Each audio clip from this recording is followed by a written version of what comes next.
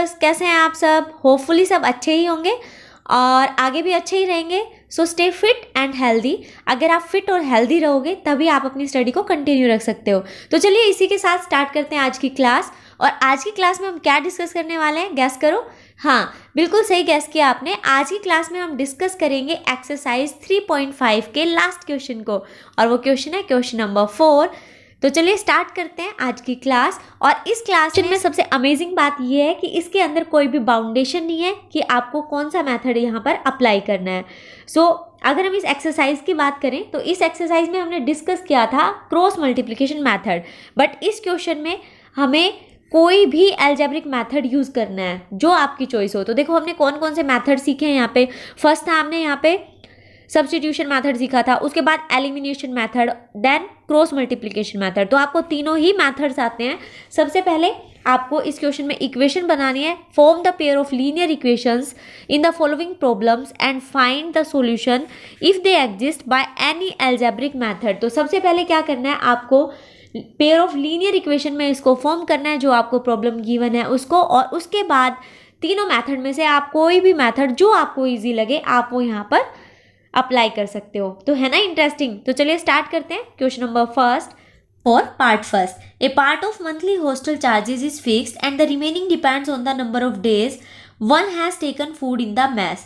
क्या कह रहा है भाई, ये क्वेश्चन में बता रहा है कि जो मंथली हॉस्टल का जो चार्ज है मंथली, उसका एक पार्ट फिक्स है और जो बाकी का बचा हुआ उसका पार्ट है, यानी जो रिमेनिंग पार्ट है उस चार्ज का वो किस पर डिपेंड करता है, नंबर ऑफ डेज, कि वहाँ से जो फूड लिया है वो नंबर ऑफ डेज कितने दिन तक आपने लिया है।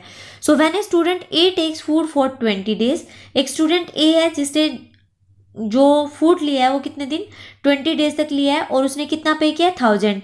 सेकंड कह रहा है कि स्टूडेंट बी है जिसने फूड लिया है 26 डेज और पे कितना किया है, 1180। तो क्वेश्चन समझ आया यहाँ तक कि हॉस्टल का चार्ज जो है वो एक पार्ट उसका फिक्स है और जो बाकी का पार्ट है वो किस पर डिपेंड करता है कि नंबर ऑफ डेज फूड कितना लिया गया है।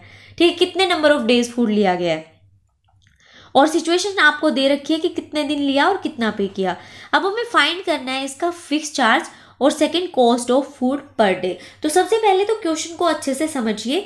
अब हमें समझ आ गया कि क्वेश्चन में क्या दे रखा है और क्या फाइंड करना है।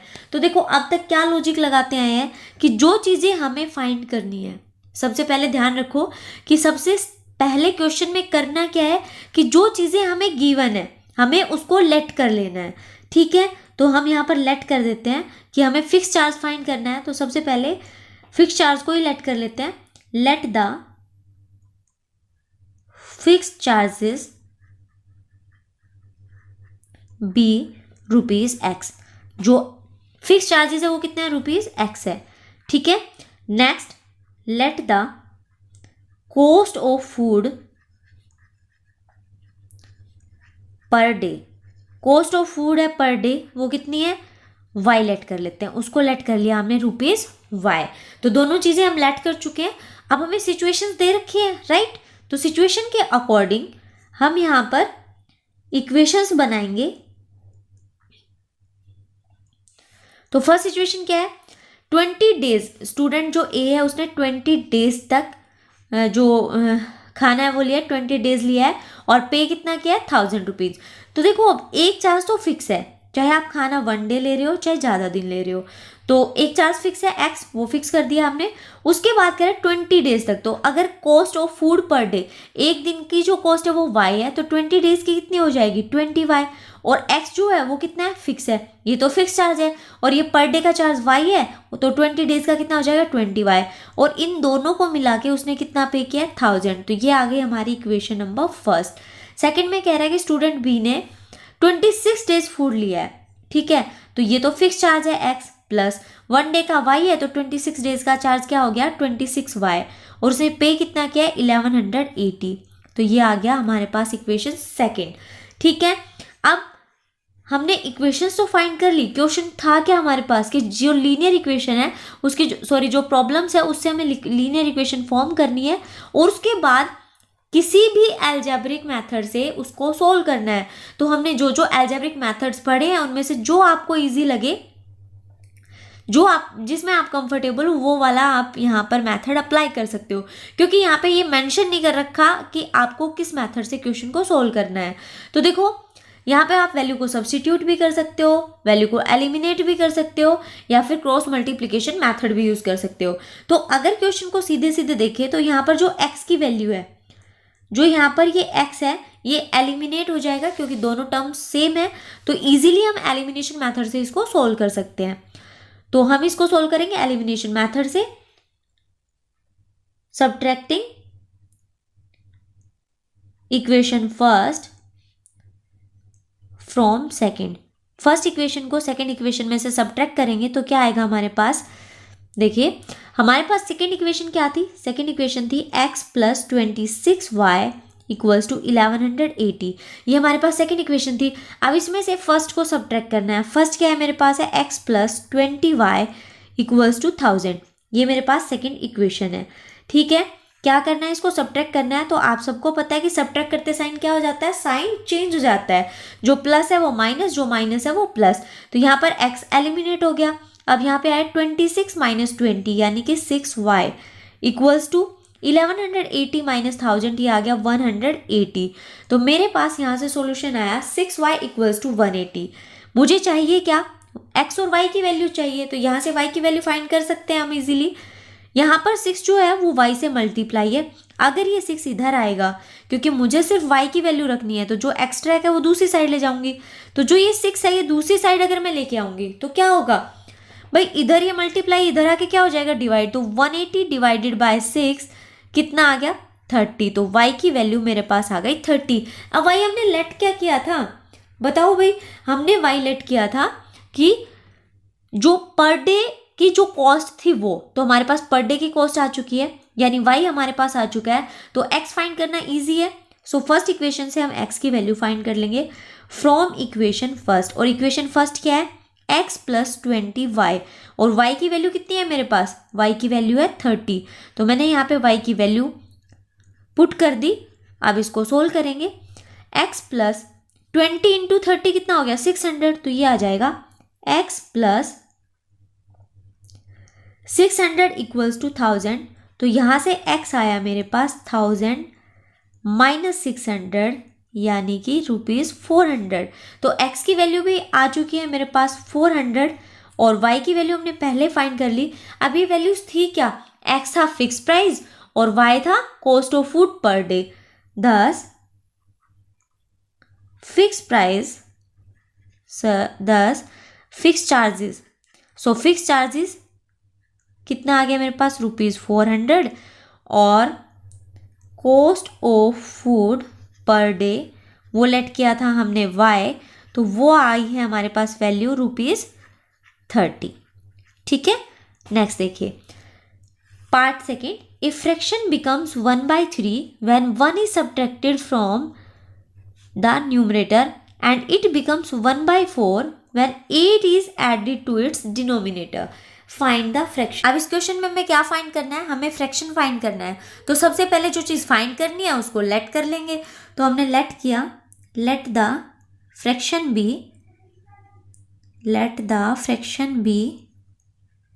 x by y। अब आप फ्रैक्शन को 1/a/b भी लेट कर सकते हो, x/y भी, वो आपकी मर्जी है। तो सबसे पहले देखो फ्रैक्शन होता क्या है, फ्रैक्शन x/y की फॉर्म में होता है। ठीक है, जो ऊपर की जो टर्म होती है उसको हम बोलते हैं न्यूमरेटर, और नीचे की जो टर्म होती है उसको हम बोलते हैं डिनोमिनेटर। न्यूमरेटर और ये हमारे पास डिनोमिनेटर।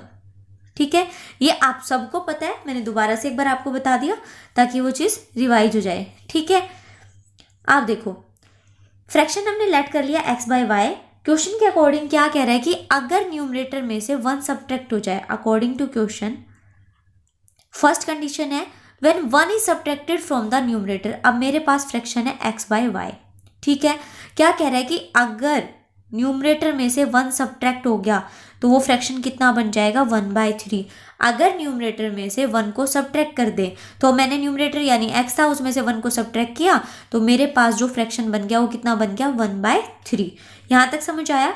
अब मुझे तो इक्वेशन चाहिए, मुझे तो पेयर ऑफ लीनियर इक्वेशंस चाहिए, तो मुझे इक्वेशन बनाने के लिए इसको क्या करना पड़ेगा, क्रॉस मल्टीप्लाई। तो अगर मैं इसको क्रॉस में मल्टीप्लाई कर दूँ तो मुझे क्या मिलेगा, यहाँ मैं 3 से मल्टीप्लाई करूँगी, 3x माइनस 3, और इधर y को 1 से करेंगे तो y आ गया, और मैं इसको लिख सकती हूँ 3x, ये y इधर आ जाएगा तो माइनस के y माइनस 3 इक्वल्स टू 0।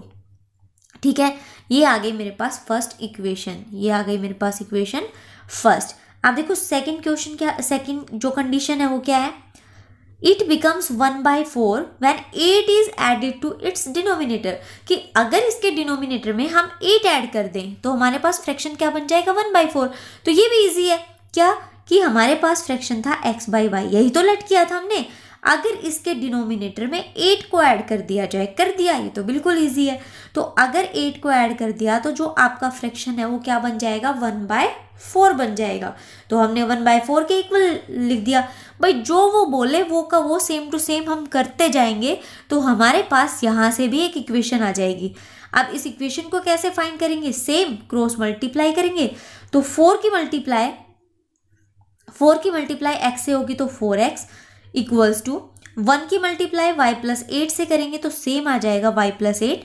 और जब इसको इक्वेशन की फॉर्म में लिखेंगे तो ये जो दोनों टर्म्स हैं इनको लेफ्ट में लाएंगे तो ये साइन चेंज कर देंगे अपना, और ये आ जाएगी मेरे पास 4x minus Y minus 8 equals to 0। और ये आ गई मेरे पास इक्वेशन सेकेंड।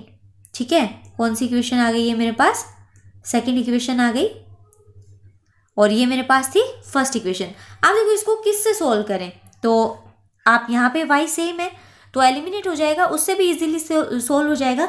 लेकिन अगर हम हर एक पार्ट में अलग अलग मेथड्स अप्लाई करें, आपको जो इजी लगेगा, मान लो आपको सब्स्टिट्यूशन मेथड इजी लगता है तो क्या आप सारे इसके जो भी पार्ट हैं 4, 5, तो क्या आप सारे पार्ट्स को ही सब्स्टिट्यूशन से करोगे या एलिमिनेशन से करोगे, ऐसे नहीं करेंगे। हर एक पार्ट में एक अलग अलग जो मेथड है उसको अप्लाई करेंगे ताकि आपको जो पीछे के जितने भी आपने मेथड्स किए हैं वो सारे रिवाइज हो जाए इस एक क्वेश्चन में ही। ठीक है, बाकी आपकी चॉइस है कि इसमें मैं अगर यहाँ पे क्रॉस मल्टीप्लिकेशन मेथड लगा रही हूँ, आपको एलिमिनेशन लगाना है, तो वो आप प्रैक्टिस करोगे तो उतना आपको इजीली समझ आएगा, सिर्फ बात प्रैक्टिस की है। ठीक है, तो अब हम इसको सोल्व करते हैं क्रॉस मल्टीप्लिकेशन मेथड से। सबसे पहले मैं जो इक्वेशंस हैं उनको राइट कर लेती हूँ। तो मेरे पास जो इक्वेशन है वो है 3x minus Y minus 3 equals to 0। And second जो इक्वेशन है मेरे पास वो इक्वेशन है 4x minus Y minus 8 equals to 0।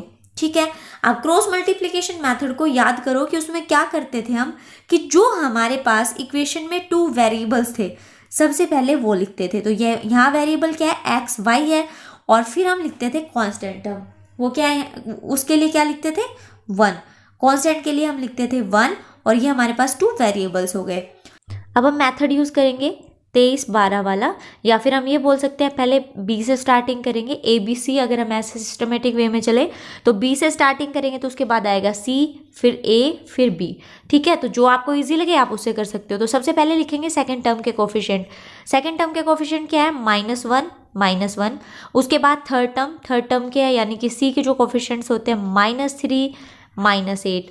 उसके बाद फर्स्ट टर्म यानी कि 3, 4, सेकेंड -1। तो ये तो हमने जो कोफिशिएंट्स थे वो लिख दिए।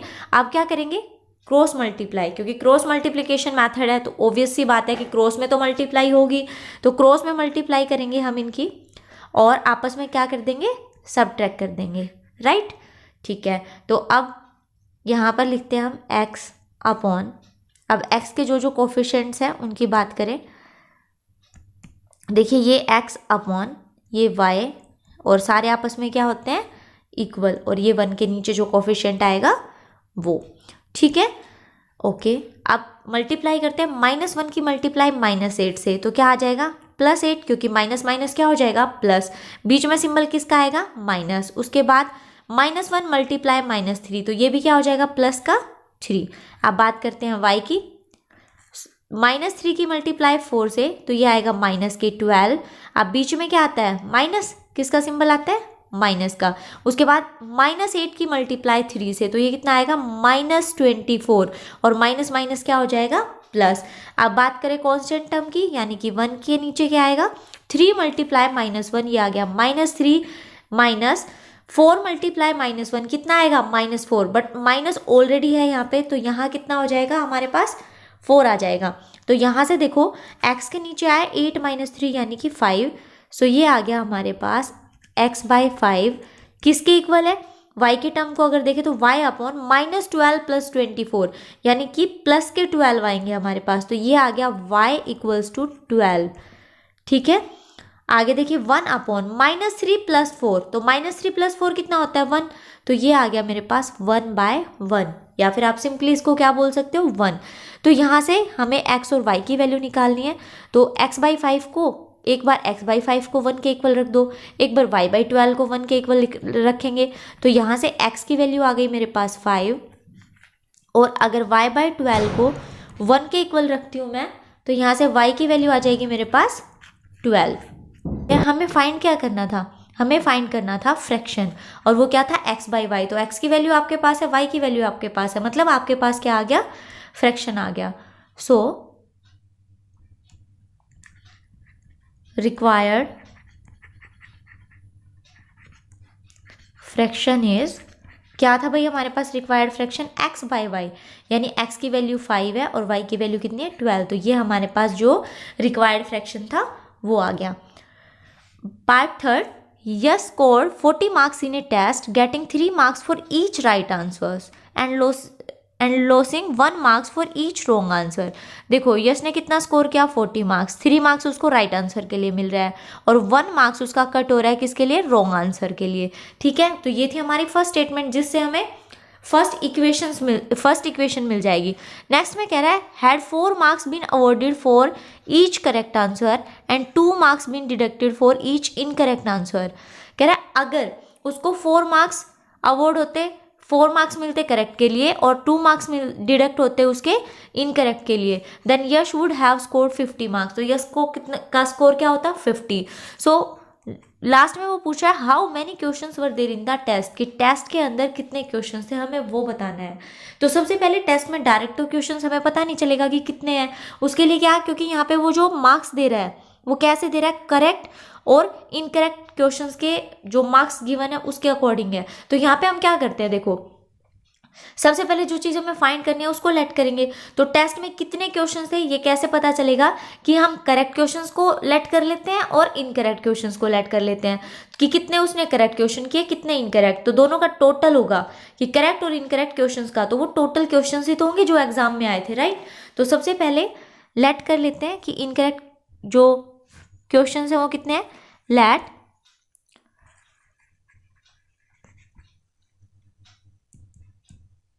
let yes answer questions correctly। Yes ने कितने क्वेश्चंस का करेक्टली आंसर दिया, x क्वेश्चंस लेट कर लिए मैंने, and yes answer questions incorrectly, या फिर हम बोल सकते हैं रॉन्ग। ठीक है, इनकरेक्टली उसने कितने क्वेश्चंस का आंसर दिया, y क्वेश्चंस का, और करेक्ट कितने क्वेश्चंस का आंसर दिया, x क्वेश्चन का। नाउ अकॉर्डिंग टू क्वेश्चन, अब क्वेश्चन के अकॉर्डिंग उसने हमें स्टेटमेंट दे रखी है, उसके अकॉर्डिंग हमें इक्वेशंस फॉर्म करनी है। तो फर्स्ट क्या कह रहा था कि 40 मार्क्स मिले उसको टेस्ट में, कैसे मिले, जब उसको करेक्ट आंसर के 3 मार्क्स लिए, और करेक्ट आंसर कितने हैं उसके पास x, तो यानी अगर उसको 1 राइट आंसर के 3 मार्क्स मिल रहे हैं, तो अगर x उसने राइट यानी करेक्ट आंसर्स दिए हैं तो उसका कितना मिलेगा उसको 3x।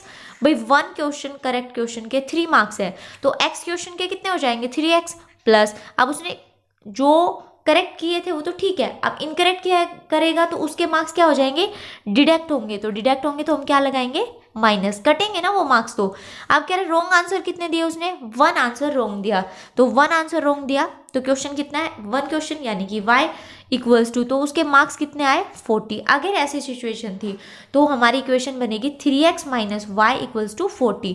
तो ये आ गई हमारे पास इक्वेशन नंबर फर्स्ट। अब बात करें सेकेंड इक्वेशन की, कि 4 मार्क्स अवार्ड हुए उसको करेक्ट आंसर के लिए, और करेक्ट क्वेश्चंस जो हैं वो कितने हैं, x, तो ये आ जाएगा 4 मार्क्स यानी कि x 4x आ गया।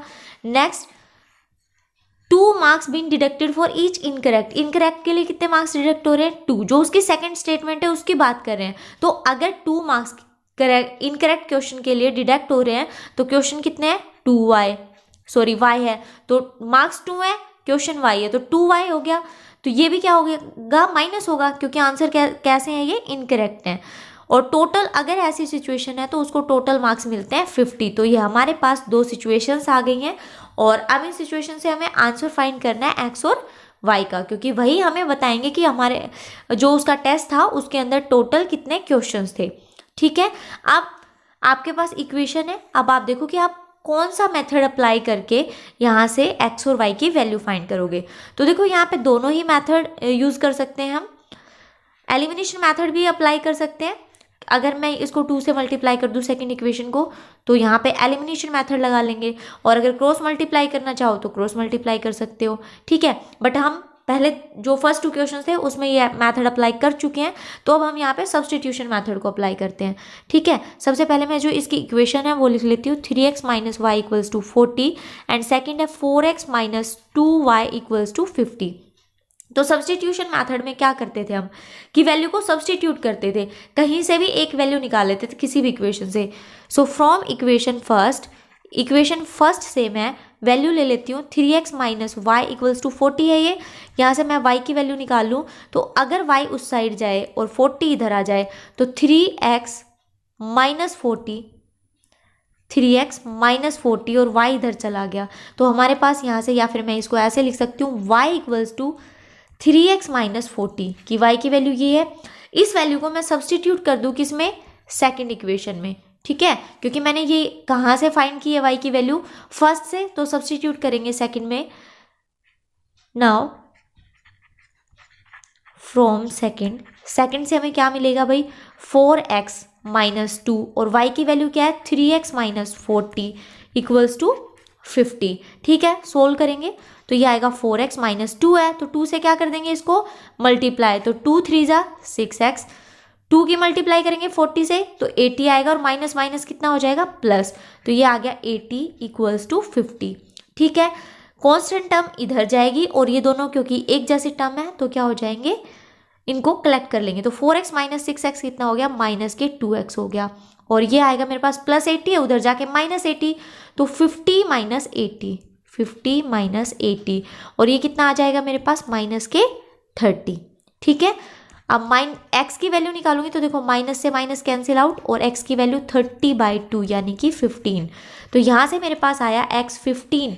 y की वैल्यू क्या थी हमारे पास, देखो y की वैल्यू थी 3x माइनस 40, क्या थी 3x माइनस 40, तो x की वैल्यू हमारे पास आ चुकी है, इसको हम क्या करेंगे, y की जो इक्वेशन है उसमें पुट कर देंगे, यानी यहाँ पे मैंने x की वैल्यू रख दी, तो ये आ गया मेरे पास 15 3 जा 45 माइनस 40, यानी कि ये आ गया हमारे पास 5, तो y की वैल्यू आ गई 5, x की वैल्यू आ गई मेरे पास 15। इसका मतलब जो क्वेश्चंस थे टेस्ट में, टोटल क्वेश्चंस थे वो कितने थे, 20। So total questions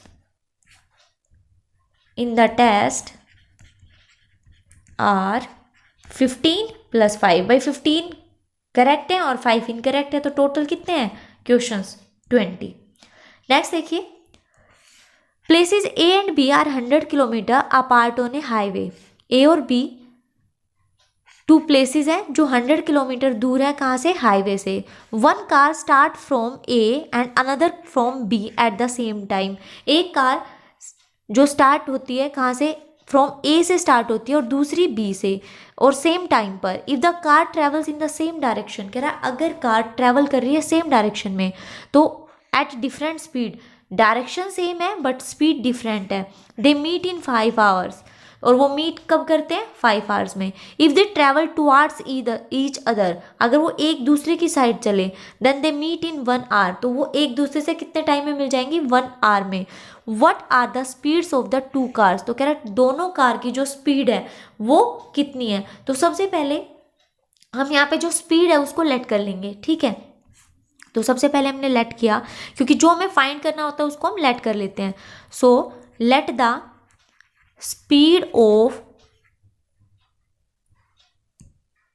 speed of car x, ठीक है। एक्स कार की स्पीड कितनी है ये हमने लेट कर ली, एक्स किलोमीटर पर आवर। भाई इस एक्स में कंफ्यूज मत होना, कार एक्स ये है, यानी कि यहाँ पे ग्रेटर एक्स लिख दिया मैंने कार की जगह, तो उसकी स्पीड क्या है, X kilometre per hour. And the speed of car Y, तो जो सेकंड है उसको मैंने कैपिटल वाई लिख दिया है, और उसकी स्पीड क्या हो जाएगी, Y kilometre per hour. Car X की जो स्पीड थी वो हमने लेट कर ली एक्स किलोमीटर पर आवर, और कार वाई की क्या लेट कर ली, वाई किलोमीटर पर आवर, ठीक है। दोनों की स्पीड तो लेट कर ली, क्योंकि हमें फाइंड यही करना था। तो फर्स्ट वर्क हमारा क्या होता है कि जो चीज़ फाइंड करनी होती है उसको लेट कर लेते हैं। अब क्वेश्चन बड़ा इंटरेस्टिंग है, देखो क्वेश्चन में क्या कह रहा है कि प्लेसेस क्या है, 2 है, ए और बी, और जो ए और बी जो प्लेसेस हैं उनके बीच की जो दूरी है वो कितनी है, 100 किलोमीटर, उनके बीच का डिस्टेंस। तो देखो एक बार पहले क्वेश्चन को समझने की कोशिश करो। यहाँ पर ए है और यहाँ पर है बी, ठीक है। ये है ए, ये है बी, दोनों प्लेसेस के बीच में जो डिस्टेंस है वो कितना है, 100 किलोमीटर, यानी यहाँ से यहाँ तक का जो डिस्टेंस है वो कितना है, 100 किलोमीटर है। अब वन कार है, एक कार जो स्टार्ट होती है ए पॉइंट से, दूसरी कार स्टार्ट होती है बी से, ठीक है। एक यहाँ से स्टार्ट हो रही है और दूसरी यहाँ से, तो वो कहीं आगे ही जाएगी ना, और वो मान लो कहीं आगे जा रही है। ये ए से स्टार्ट हुई एक कार और एक बी से स्टार्ट हुई, और वो सेम डायरेक्शन में जा रहे हैं, बट स्पीड अलग अलग है दोनों की। जो यहाँ से कार जा रही है, यानी यहाँ से एक्स जा रही है और यहाँ से वाई, दोनों ही सेम डायरेक्शन में जा रही है, ये भी यहाँ जा रही है और ये भी यहाँ जा रही है, बट दोनों की स्पीड डिफरेंट है। दोनों कहाँ मिलते हैं, दे मीट इन 5 आवर्स। अब ये यहाँ से जा रही है, ये यहाँ से जा रही है, दोनों कब मिलती है, क्योंकि स्पीड डिफरेंट है। तो अगर स्पीड इसकी ज़्यादा है और इसकी ज़्यादा है तो वो लास्ट में जाके कहीं ना कहीं तो मिलेंगे। तो वो क्या कह रहा है, वो 5 आवर्स में मिलते हैं, तो कहीं किसी ना किसी पॉइंट पे तो मिलेंगे। तो मान लो मैं इसको मान लेती हूँ, ये पॉइंट क्या है मेरा, क्यू, ठीक है, वो क्यू पॉइंट पर मिलती हैं। तो फर्स्ट क्वेश्चन तो था ये, मतलब जो क्वेश्चन की जो फर्स्ट स्टेटमेंट थी वो ये थी, ठीक है। सेकेंड में कह रहा है इफ़ दे ट्रैवल टूवर्ड्स, कि अगर वो वो एक दूसरे की साइड चलती है, यानी यहाँ पे सेकंड इक्वेशन में अगर ये यहाँ पर चलती है, देखो सेकंड इक्वेशन में क्या कह रहा है कि जो x है वो इधर जा रही है और y क्या है, इधर, यानी दोनों एक दूसरे के साइड एक दूसरे की तरफ आ रहे हैं, ठीक है, x इधर और y इधर, ठीक है। तो दोनों एक दूसरे की साइड अगर आ रही है, एक दूसरे की साइड अगर वो चल रहे हैं, तो वो मिलते हैं 1 आवर में, ठीक है। Then they meet in 1 hour, तो वो 1 आवर में मिल जाते हैं। तो मतलब यहाँ कहीं एक जगह मिलेंगे, ये इधर से आ रही है x और ये y इधर से आ रही है, तो वो कहीं यहाँ पर मिलेंगे, और इस पॉइंट को भी हम कोई नाम दे देते हैं P। तो ये थी हमारी सेकंड स्टेटमेंट। तो देखो दोबारा से एक बार बता रही हूँ कि 2 प्लेसेस है हमारे पास, A और B 2 प्लेसेस हैं, और जो हमारे पास कार है वो क्या है, x और y, दोनों की जो स्पीड है वो डिफरेंट है। फर्स्ट स्टेटमेंट में वो दोनों सेम डायरेक्शन में जा रही है, x भी इधर जा रही है और y भी इधर जा रही है, ठीक है। सेकंड में जब वो फर्स्ट में x और y सेम डायरेक्शन में जा रहे हैं, तो वो मीट करते हैं कहाँ, 5 आवर्स में, किसी एक पॉइंट पर, वो पॉइंट है Q। सेकंड स्टेटमेंट में x और y जो दोनों कार हैं वो एक दूसरे की साइड आ रही हैं, ठीक है, उनकी डायरेक्शन क्या है, एक दूसरे के ऑपोजिट है, यानी एक इधर जा रही है तो एक इधर आ रही है, तो दोनों एक दूसरे की साइड आ रही हैं। और जब वो एक दूसरे की साइड आ रही है वो तो वो किसी एक पॉइंट पर मीट करती हैं, और वो पॉइंट क्या है, P, ठीक है। और यहाँ पर जब वो मीट करती हैं तो वो कितने टाइम लेती है उसमें, 1 आवर। तो अब स्टेटमेंट बनाते हैं। देखो सबसे पहले हमें डिस्टेंस, क्योंकि हमने स्पीड लेट कर लिया है, हमें डिस्टेंस चाहिए, और डिस्टेंस का जो फॉर्मूला होता है वो क्या होता है, डिस्टेंस का होता है स्पीड इनटू टाइम। क्या होता है, स्पीड इनटू टाइम, ये हम सबको पता है। तो सबसे पहले अगर बात करें फर्स्ट स्टेटमेंट की, तो अगर x की जो स्पीड है, ठीक है, यानी x ने जो डिस्टेंस कवर किया वो कितना था, ठीक है, तो यहाँ पे लिखेंगे हम distance covered by car x car ने कितना डिस्टेंस कवर किया। तो देखो ये यहाँ से गई, ठीक है, यानी A पॉइंट से चली और यहाँ पर मीट किए, तो इसने डिस्टेंस कितना कवर किया, AQ। A से चली और यहाँ तक कितना डिस्टेंस कवर किया, AQ, ठीक है। A से Q तक के डिस्टेंस को कवर करने के लिए टाइम लगा 5 आवर्स, और स्पीड क्या थी x, तो यानी डिस्टेंस जो होता है वो किसके इक्वल होता है, स्पीड इनटू टाइम। तो स्पीड तो यहाँ पे है x किलोमीटर पर आवर थी और टाइम कितना है 5, तो 5 इंटू एक्स, यानी टाइम और जो स्पीड की अगर हम मल्टीप्लाई करें 5 इंटू एक्स तो ये कितना आ जाएगा 5x। तो मैंने यहाँ पे लिख दिया डिस्टेंस कितना कवर किया उसने 5x, किसने, कार x ने। अब distance covered by car y, ठीक है। कार y ने कितना डिस्टेंस कवर किया भाई, कार y का भी क्या है कि उसको पहुंचने में उसका जो टाइम है वो कितना है 5 आवर्स और उसकी स्पीड कितनी है y, तो यानी कार y ने जो डिस्टेंस कवर किया वो 5y किया। लेकिन एक बार देखो इधर x ने, जो x कार थी उसने a से q तक का डिस्टेंस कवर किया, y कार ने b से q तक का डिस्टेंस किया और हमें गिवन है कि x और y के बीच में डिस्टेंस क्या है 100। तो यहाँ से हम स्टेटमेंट बना सकते हैं कि अगर मैं a q में से, यानी जो a से q का जो डिस्टेंस है इसमें से अगर इस b q को सब्ट्रैक्ट कर दूं तो मेरे पास सिर्फ a b बचेगा और वो किसके इक्वल है 100 किलोमीटर के। तो देखो अगर मैं इस 5x की बात करूं तो ये 5x कितना है a q है डिस्टेंस, और अगर 5y की बात करूं तो ये डिस्टेंस कितना है मेरे पास b q है। तो अगर मैं इसको, क्या मैं इसको ऐसे लिख सकती हूँ a q minus B Q equals to 100 kilometre. देखो एक बार दोबारा से, A Q minus B Q कितना आया मेरे पास 100 किलोमीटर। तो यहाँ से हमारे पास एक स्टेटमेंट आ गई, ए क्यू है हमारे पास 5x, ए बी क्यू है हमारे पास 5y और ये आ गया किसके इक्वल 100 के, ठीक है। 5 यहाँ से अगर कॉमन ले लेते हैं तो ये आएगा x minus Y equals to 20, क्योंकि 5 सब में है तो हम ऐसे कॉमन निकाल सकते हैं इसमें से, तो हमने कॉमन को हटा दिया तो ये मेरे पास आ गई, जो फर्स्ट इक्वेशन आई है वो कितनी आ गई x minus Y equals to 20। देखो इस क्वेश्चन में सिर्फ स्टेटमेंट बनाना ही थोड़ा मुश्किल है, बाकी क्वेश्चन तो आपको सोल्व करने आते हैं। सेकंड देखो, सेकंड स्टेटमेंट में क्या कह रहा है कि जो दोनों कार हैं, जो हमारे पास दोनों कार है वो क्या, दोनों ऑपोजिट डायरेक्शन में है, यानी ए इस साइड जा रही है और बी इस साइड आ रही है और वो कहाँ मिलते हैं यहाँ, और यहाँ पॉइंट को हमने क्या लेट किया था P, और कितने टाइम में मिलते हैं 1 आवर में।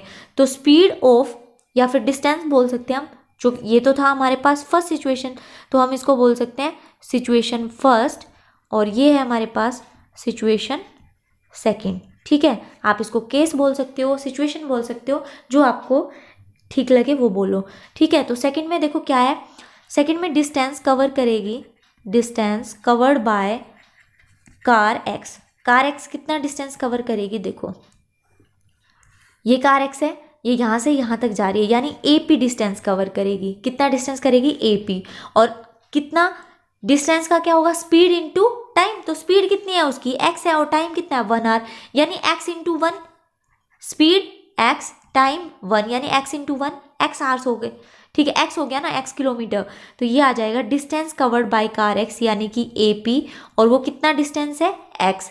Same distance covered by car y, distance covered by car y, car y ने कितना डिस्टेंस कवर किया, कार y ने डिस्टेंस कवर किया यहाँ से यहाँ तक, यानी B से P का जो डिस्टेंस था वो, तो ये आ गया हमारे पास BP, और वो कितना है, वो है हमारे पास y, ठीक है, क्योंकि y तो उसकी स्पीड है और टाइम कितना लगा है 1, तो स्पीड इनटू टाइम कितना आ गया y, यानी इसने डिस्टेंस कवर किया y किलोमीटर। देखो, और अगर अब हम यहाँ पर देखें कि ये x का है ये y का, इन दोनों का ये डिस्टेंस है, अगर मैं दोनों के डिस्टेंस को टोटल कर दूँ तो कितना आएगा 100 किलोमीटर। तो यहाँ से हम लिख सकते हैं x प्लस वाई, या फिर आप पहले लिख सकते हो AP, क्योंकि उसने डिस्टेंस कवर किया था कार x ने, और कार जो हमारे पास y है उसने BP या PB भी लिख सकते हो, ये आ गया PB, और टोटल कितना हो जाएगा ये AB, और वो कितना है 100, तो हम इसको लिख सकते हैं x plus Y equals to 100। तो हमारे पास यहाँ से क्या आ गई, सेकेंड इक्वेशन आ गई। फर्स्ट इक्वेशन क्या थी, x minus Y equals to x minus Y equals to 20, ये हमारे पास थी फर्स्ट इक्वेशन। तो दोनों को क्या करेंगे, ऐड कर देंगे, ठीक है, और यहाँ से ऐड करेंगे तो क्या आ जाएगा हमारे पास, x की वैल्यू आ जाएगी। Adding equation first and second, first और सेकंड इक्वेशन को ऐड किया तो क्या आएगा हमारे पास, देखो ये प्लस वाई माइनस वाई दोनों क्या हो जाएंगे, कैंसिल, और इनको ऐड करेंगे तो ये आ जाएगा हमारे पास 2x इक्वल्स टू 120। तो यहाँ से x की वैल्यू आ गई 120/2 यानी कि 60। तो x की वैल्यू अगर 60 है मेरे पास तो y की वैल्यू तो मैं फाइंड कर सकती हूँ, तो यहाँ पर पुट कर रही है। x की वैल्यू कितनी पुट करी हमने, 60। फ्रॉम इक्वेशन सेकेंड इक्वेशन से x की वैल्यू मैंने पुट की 60 प्लस वाई इक्वल्स टू 100। तो y आ गया मेरे पास 100 माइनस 60 यानी कि 40। तो x है मेरे पास 60 और y है मेरे पास 40। तो स्पीड ऑफ कार आ गई मेरे पास, speed of car x is 60 kilometre per hour और y की क्या आ गई 40 किलोमीटर पर आवर। ये हमारे पास स्पीड आ गई। अब part 5th, the area of a rectangle gets reduced by 9 square units. जो रेक्टेंगल का जो एरिया है वो कितना रिड्यूस होता है, 9 square unit. If its length is reduced by 5 unit, अगर उसकी लेंथ को 5 यूनिट रिड्यूस कर दिया जाए और उसकी ब्रेथ को इंक्रीज कर दिया जाए 3 यूनिट, तो उसका जो एरिया है वो 9 स्क्वायर यूनिट रिड्यूस हो जाएगा यानी कम हो जाएगा। ठीक है, नेक्स्ट स्टेटमेंट में कह रहा है if we increase the length by 3 units, अगर उसकी लेंथ को 3 यूनिट इंक्रीज कर दिया जाए और उसकी ब्रेथ को and the breadth by 2 units, और उसकी ब्रेथ को भी क्या करेंगे इंक्रीज कर दे 2 यूनिट, तो एरिया इंक्रीज हो जाएगा कितना 67 square units. Find the dimension of the rectangle, rectangle की डायमेंशंस आपको बतानी है। तो सबसे पहले जो चीज़ हमें फाइंड करनी है हम उसको लेट कर लेंगे। तो देखो जो ये है हमारी रेक्टेंगल, इसमें क्या होती है डायमेंशंस, ये हो गई एक्स वाई, और ऑपोजिट डायरेक्शंस क्या होती हैं, जो ऑपोजिट इसकी डायमेंशन है वो इक्वल होती है। ठीक है, तो लेट कर लेते हैं हम, late length of rectangle, let length of rectangle be x। ठीक है, और length of rectangle be x। अब ये यूनिट की बात करें तो हम यहाँ पे लिख देते हैं यूनिट, जो इसका मेजरमेंट होगा हम वही लिखेंगे। let length of rectangle be x unit and breadth is y unit. ठीक है, लेंथ क्या हो गई इसकी x यूनिट और ब्रेथ हो गई y यूनिट। अगर इसकी ये डायमेंशंस हैं तो इसका जो एरिया होगा, सो एरिया क्या होता है लेंथ इंटू ब्रेथ यानी x into y, x y हो गया। ठीक है, अब अगर इसकी फर्स्ट सिचुएशन देखें, ठीक है, फर्स्ट सिचुएशन में क्या कह रहा है, area of a rectangle gets reduced by 9 square, की जो एरिया ऑफ रेक्टेंगल है वो कितना रिड्यूस हो जाता है 9 यानी एक्स वाई माइनस 9। कब होगा, अगर उसकी लेंथ को रिड्यूस कर दिया जाए 5 यूनिट। तो ये किसके इक्वल होता है, देखो एरिया तो मैंने लिख दिया एक्स वाई माइनस 9 की रिड्यूस कर दिया। अब इसकी लेंथ कितनी है x, तो x में क्या चेंजमेंट हुआ, रिड्यूस हो गई 5 यूनिट, तो ये मैंने रिड्यूस कर दी, x में से 5 को रिड्यूस कर दिया। अब एरिया क्या होता है लेंथ और ब्रेथ की मल्टीप्लाई, तो ये तो लेंथ है, अब ब्रेथ क्या है हमारे पास कि ब्रेथ में उसने इंक्रीज कर दिया 3, तो ब्रेथ में क्या चेंजमेंट आया, इंक्रीज कर दिया उसने 3।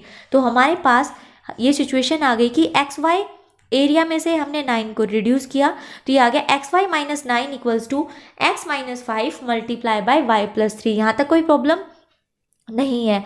तो देखो अब इसको सोल्व करके एक इक्वेशन आ जाएगी हमारे पास यहाँ से, और ये आएगी हमारे पास x y minus 9 equals to, क्या करेंगे पहले y की मल्टीप्लाई यहाँ कर लेते, तो एक्स वाई माइनस 5y, अब 3 की मल्टीप्लाई कर लेंगे तो 3x माइनस के 15।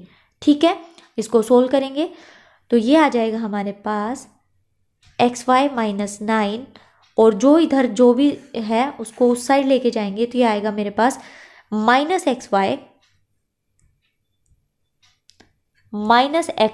Minus 3x plus 5y plus 15 equals to 0। ठीक है, जो भी यहाँ पे था minus 5y plus 3x minus 15, मैं उसको दूसरी साइड लेके गई और वो सारे क्या हो गए, सबका सिंबल चेंज हो गया। अब यहाँ से xy से xy कैंसिल आउट हो गई, और अगर x की वैल्यू देखें तो ये आई मेरे पास माइनस के 3x प्लस 5y, और क्योंकि यहाँ पे है माइनस 9 और ये है प्लस 15, तो ये कितना आ जाएगा प्लस के 6।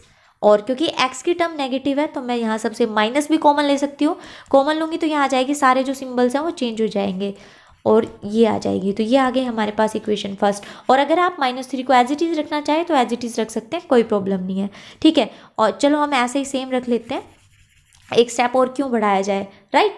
ओके, सो सेकंड देखिए, सेकंड केस की बात करें तो सेकंड केस में क्या कह रहा है वो, if we increase the length by 3 unit and breadth by 2 unit then the area increases by 67 square units। तो कह रहा है जो एरिया है वो कितना इंक्रीज हो रहा है, 67 यूनिट। तो मैंने एरिया में कितना ऐड कर दिया, 67, और लेंथ में कितना इंक्रीज हुआ, 3, इंटू वाई में कितना इंक्रीज हुआ, 2 यूनिट का। तो जो जो इंक्रीज था वो हमने दिखा दिया यहाँ पे। अब यहाँ से भी इक्वेशन को सोल्व करेंगे और एक सेकेंड इक्वेशन हमें यहाँ से मिल जाएगी। सबसे पहले y की मल्टीप्लाई करेंगे xy प्लस 3y, अब 2 की मल्टीप्लाई करेंगे तो ये आ जाएगा प्लस 2x प्लस 6, ठीक है। xy प्लस 67, ये सारे टर्म्स इधर ले आएंगे तो ये आ जाएगी मेरे पास -xy -3y -2x -6 equals to 0, ये कैंसिल। और x की टर्म में पहले वो लिखते हैं -2x -3y और कांस्टेंट की बात करें तो 67 -6 कितना आ जाएगा, 61 इक्वल्स टू 0, ठीक है। तो ये आ गई हमारे पास 2 इक्वेशंस, क्या क्या आई हैं, -3x plus 5y plus 6 equals to 0, यही है ना, -3x प्लस 5y प्लस 6। और सेकंड है मेरे पास -2x -3y plus 61 equals to 0, ठीक है। तो ये दोनों इक्वेशंस मेरे पास आ चुकी है। अब मैं कोई भी एक मेथड यूज करूंगी और x और y की वैल्यू फाइंड कर लूंगी, यानी रेक्टेंगल की लेंथ और ब्रेथ को फाइंड कर लेंगे। तो यहाँ पर क्या मेथड अप्लाई करें, तो चलिए इसको भी क्रॉस मल्टीप्लिकेशन मेथड से सोल्व करते हैं। सबसे पहले क्या वेरिएबल्स है हमारे पास, 2 वेरिएबल्स है, हमने वो लिखा, उसके बाद कांस्टेंट टर्म का 1 लिख दिया। अब पहले क्या लिखेंगे, सेकंड टर्म से स्टार्ट करेंगे तो वो है हमारे पास 5 -3, उसके बाद थर्ड टर्म 6 61, फिर फर्स्ट टर्म यानी -3 -2, उसके बाद अगेन सेकंड टर्म यानी कि 5 और -3, क्या करेंगे, क्रॉस मल्टीप्लाई करेंगे, राइट। अब तो आप सबको जो मेथड्स हैं वो एकदम से याद हो गए होंगे कि कैसे कैसे अप्लाई करना है, कि फर्स्ट स्टेप ये है, उसके बाद सेकंड स्टेप में क्या करना है, ठीक है। तो चलो x के बाद क्या आएगा, फटाफट से मुझे कोफिशिएंट बता दीजिए। तो x के बाद क्या आया, क्रॉस मल्टीप्लाई करके देखे ना, 5 की मल्टीप्लाई 61 से करेंगे तो कितना आ जाएगा, 5 × 5 और 5 × 6 = 30, तो ये आ गया 305। अब -3 × 6 कितना आ गया, -18, तो माइनस ऑलरेडी है तो कितना आ जाएगा, +18। अब बात करें सेकंड y के नीचे क्या आएगा, 6 × -12 तो कितना आ गया, ये -12 -61 × -3, तो देखो नेगेटिव नंबर आएगा क्योंकि एक पॉजिटिव है एक नेगेटिव, माइनस ऑलरेडी है तो माइनस माइनस क्या हो जाएगा, प्लस। तो यहाँ कैसा नंबर आएगा, प्लस का नंबर आएगा। और ये है मेरे पास 61 × 3 कितना आएगा, 3 × 1 = 3, 3 × 6 = 18, यानी 183, ठीक है। नेक्स्ट फर्स्ट की बात करेंगे, अब 1 के नीचे क्या आएगा हमारे पास, -3 × -9 यानी कि प्लस के 9 माइनस -2 × 5 माइनस के 10 और माइनस ऑलरेडी है यानी कि प्लस के 10 आ गई है मेरे पास, ठीक है। तो ये आ गया प्लस का 10 और अब इनको ऐड करके सोल्व कर लेते हैं। तो ये आ गया x/305 + 18, तो ये आ गया 323 और y के नीचे -12 + 83, तो कितना आ जाएगा मेरे पास, ये आ जाएगा मेरे पास 161, राइट, नहीं 171, कितना आ जाएगा 171 अपॉन 1, 9 + 10 कितना आ गया 19, ठीक है। कंपेयर कर लेते हैं एलिमेंट्स को, तो ये आ जाएगा x/323 = 1/19 और सेकंड क्या आ जाएगा y/171 = 1/19। अब इसको सोल्व करेंगे तो x यहाँ पे क्या करेंगे, क्रॉस मल्टीप्लाई करेंगे, ठीक है। तो ये आ जाएगा x = 323/19 और जब इसको 19 से डिवाइड करेंगे तो कितना आ गया 17, तो यहाँ से x की वैल्यू आ गई हमारे पास 17 और जब इसको सोल्व करेंगे तो ये आ जाएगा मेरे पास y = 171/19 और 19 9 से कितना होता है 171, तो ये आ जाएगा y = 9। तो x और y की वैल्यूज हमारे पास आ गई हैं और ये x और y की वैल्यू थी क्या, लेंथ और ब्रेथ थी ना रेक्टेंगल की। सो लेंथ ऑफ रेक्टेंगल कितनी आई है, लेंथ ऑफ रेक्टेंगल एक्स की वैल्यू कितनी आई है 17, सो 17 यूनिट्स। और ब्रेथ की बात करें एंड ब्रेथ ऑफ रेक्टेंगल वो कितनी आई है 9, सो ये है 9 यूनिट। तो ये थी हमारी एक्सरसाइज 3.5 और क्वेश्चंस आपको एक्सरसाइज के लास्ट में भी मिल जाएंगे और जो एग्जांपल्स हैं आप उनकी भी प्रैक्टिस कीजिए। अलग अलग मेथड्स हैं, सब पे अलग अलग मेथड्स को अप्लाई करके आपको मेथड की अच्छे से प्रैक्टिस हो जाएगी। तो चलिए मिलते हैं नेक्स्ट वीडियो में। Bye, take care, see you soon.